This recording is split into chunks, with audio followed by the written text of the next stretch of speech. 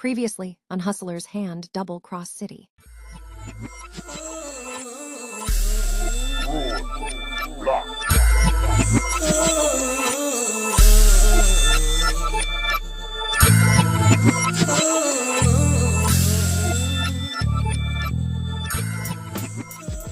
Season 1, Episode 6.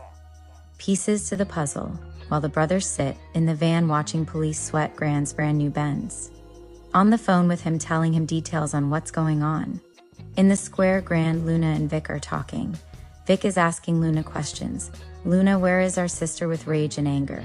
Grand replies to him, chill, bro, wait. The brothers on the phone, telling Grand on the other end. Yo bro, Jamal say, they giving you a ticket? Grand replies, for what? Jamal respond, yo bro, for parking at the hydrant. Grand replies, okay, keep watching the area. As the convo continues, Grand is asking Luna more questions to get into her head. He is more concerned about his sister. He could care less about giving Luna what she wants, but guess what?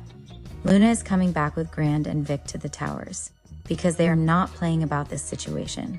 They took enough money to confuse Detective James on what's going on, and plus, they don't know Detective James called Luna already, wanting to know if she heard anything about people destroying his layout of money. For instance, like bragging, spending money, buying new things. Grand don't even know. Luna shared the info of Lisa and Jimmy to Detective James that caused them to get sprayed up with bullets at the mall, so Grand tells Luna, if you want the money, you have to come with me. Luna hesitated, but then made up her mind, replied, okay. Should I drive my car? Vic said, hell no, you riding with us. As they walk to Grand's vehicle, Luna has no idea the family in the transit van posted up watching the scene, guns ready. Grand approached his car, hit the alarm, took the ticket posted by police and rips it up. Vic jumps in the back seat, Luna gets in the front passenger seat. They drove off, headed to the 8 to 9 towers, where Rahonda and her friends and her brothers are waiting for Grand's arrival. Meanwhile, back at the towers, Chris, still holding his face from Rahonda pushing him in it earlier in front of everybody. Mitch looking at his watch, waiting for the call from family. A few minutes later, Grand calls him saying, we on our way back and everything is cool. We coming with a guest, and tell Chris to clean up the kitchen. Mitch replies, I got you cuz, and hangs up the phone, turns to Chris and say, big cuzzo said you have to clean the kitchen. Chris replies, the kitchen is clean with new plastic on the floor. And I bought new garbage bags yesterday. Rahonda laughs. Huh, same old gangsters. I heard what you said to Chris, Mitch. I know about the kitchen in the basement. Peaches out of nowhere say, I'm a nosy bitch. I want to know about the kitchen too. Classy replies to Peaches, mind your business, girl, they having family talk. Let's roll up some Zaza, no grab a bitch. They saying that. Fetty Wap is in it. Peaches reply, okay, bet. As they walked off to the car to GET, the herb. Rahonda wants to know who I s the guest. Mitch and Chris has an idea, but really don't know.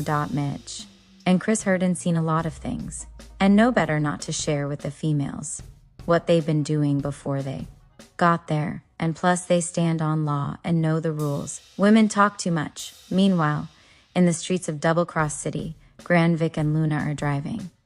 Traffic light turns red. Grand turns to Luna and asked her why and how you became an informant, and what made you work with Detective James. Vic shouts in the back seat, you a rat bastard, Luna. Grand bursts out laughing, a fierce glint in his eye. Haha, that's even better. We robbed him blind and now he's desperate. Vic leans forward, voice low and deadly. This just got personal. He thinks taking Nikki will hurt us? Will destroy him and his empire, his reputation, every fucking thing. Grand nods intensely. Exactly. Luna, you're still useful. Tell us, where is Detective James holding Nikki? Luna swallows hard before responding. At his warehouse. The same one you guys. Emptied of $80 million cash and drugs. The car falls silent for a moment before Grand explodes into action. Vic, call the crew. Assemble everyone at 8 to 9 towers. We're hitting Detective James where it hurts most. His last stronghold. And getting Nikki back. Even better, they get to plan a deadly precision strike. Gran nods decisively. Tomorrow then. Vic, tell the crew to get rest, eat well, and come armed to the teeth tomorrow. Vic relays the message, then adds, and cuz, Gran wants a war room meeting at 8 to 9 towers at 8 a.m. sharp. To lay out the plan, Gran turns back to Luna. You'll be joining that meeting, informing us about Detective James's warehouse layout and security. Luna nods nervously, seeming to realize her temporary value to Gran's crew. They arrive at 8 to 9 towers, and Gran tells Vic, search her, make sure she doesn't have any trackers or phones on her. As Vic searches Luna, the door to 8 to 9 towers bursts open. Rahonda stands there, eyes fixed intensely on Luna. Who the fuck is this? Rahonda's eyes narrow intensely as she fires off questions at Luna. Okay, mystery girl. Where are you from? What high school did you attend? What's your family like? And most importantly, do you have a sister named Lisa? Luna looks nervous, glancing at Gran and Vic before answering. I'm from Bonkers, New York. I attended PS 463 and graduated from Lincoln High. My family is complicated. And yes, Lisa is my sister. Rahonda's expression changes from curiosity to shock. She takes a step back, eyes wide. Oh my God. Peaches and Classy notice Rahonda's reaction and move closer, intrigued. What's wrong, Hondi? Peaches asks. Rahonda's voice barely above whisper. Rahonda says to Peaches, this girl looks really familiar. Then turns to Gran and Vic. Can we speak in the other room? Gran nods discreetly. Yeah, let's talk privately. Vic gestures to Mitch, cuz keep an eye on our guest. Mitch nods, standing near Luna while Peaches and Classy sit on either side of her, eyes fixed intensely on Luna. Rich leans against the wall, arms crossed, watching Luna closely. Gran, Vic, and Rahonda move to the back room, closing the door behind them. Rahonda begins urgently. Cousins, I think I know who she is, or at least her connection to us. Gran's eyes lock onto Rahonda's. What is it, Hondi? You looked like you saw a ghost out there. Vic adds, yeah, spill it. What's going on with this girl? Rahonda takes a deep breath before reeling. Luna James. I think she might be Detective James's daughter. Does Grand almost lose his mind hearing this? Mind. Completely. Blown. The room falls silent for a moment as they process the twisted family dynamics and Luna's potential motives. Grand summarizes the chaos, so let me get this straight. Luna's parents, Smiths, were brutally murdered. Detective James married her mom's, becoming her stepdad. Luna manipulates her stepdad into killing her own sister Lisa at the mall. Now she wants $2 million from us for Nikki's location, claiming she wants to leave town. Vic adds, but Hondi, you think she wants revenge against James for killing her parents? Rahonda nods intensely. Yes, exactly. This could be her twisted payback plan. Grand's eyes narrow. I need to know whose side she's really on, ours temporarily or still her stepdad's. Rahonda's voice firm. We can't let her leave town alive after we get Nikki back. Vic agrees. Hondi's right, cuz. We use her to rescue Nikki, then she faces family justice. Gran looks at both of them. All right, let's go back in there and play along with her plan. For now.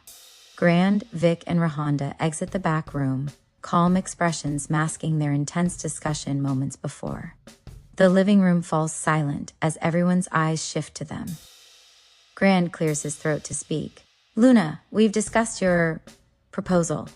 Luna's gaze locks onto Grand's, hope and caution mixed in her eyes.